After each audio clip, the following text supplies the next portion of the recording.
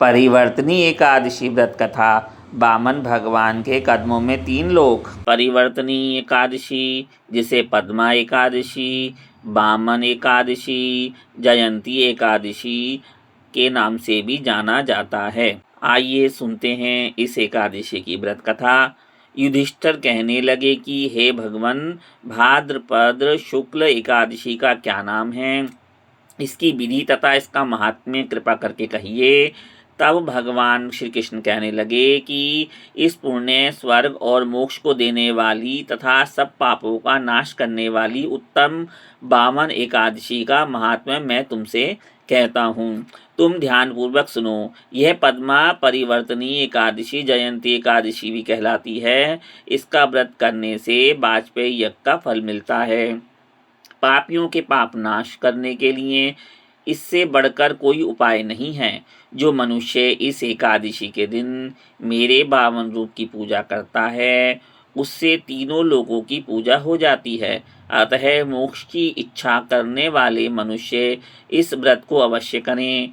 यह वही दिन है जब चतुर्मास के दौरान योग निद्रा में शयन करते हुए भगवान विष्णु करवट बदलते हैं और इसलिए इसे परिवर्तनी एकादशी के नाम से जाना जाता है। श्री कृष्ण कहने लगे कि हे राजन, अब आप सब पापों को नष्ट करने वाली कथा का श्रवण करें।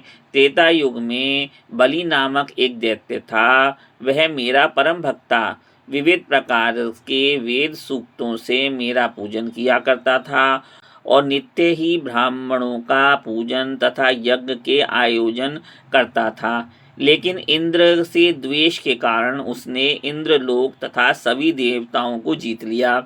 अपने ऊपर आए हुए संकट के समाधान के लिए देव गुरु बृहस्पति सहित सभी देवता भगवान के पास गए और उनकी स्तुति की। तब भगवान ने 52 रूप धारण करके 5वां अवतार लिया और राजा बलि के पास जाकर उससे 3 पग भूमि की याचना करते हुए कहा, ये मुझको 3 लोक के समान हैं और हे राजन, यह तुमको अवश्य ही देनी होगी। राजा बलि ने इसे तुच्छ याचना समझकर 3 पग भूमि का संकल्प मुझको दे दिया।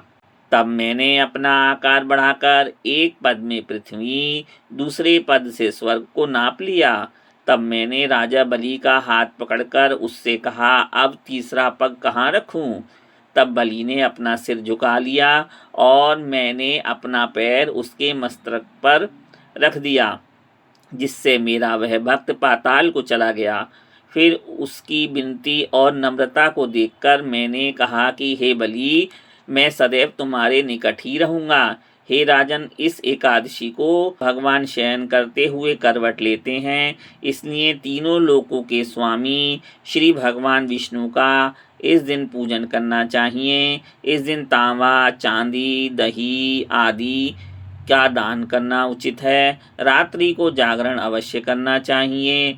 जो विधि पूर्वक इस एकादशी का व्रत करते हैं, वे सब पापों से मुक्त होकर स्वर्ग में जाकर चंद्रमा के समान प्रकाशित होते हैं और यश पाते हैं। जो पापनाशक इस कथा को पढ़ते या सुनते हैं, उनको 1000 अश्वमेघ यज्ञ का फल प्राप्त होता है।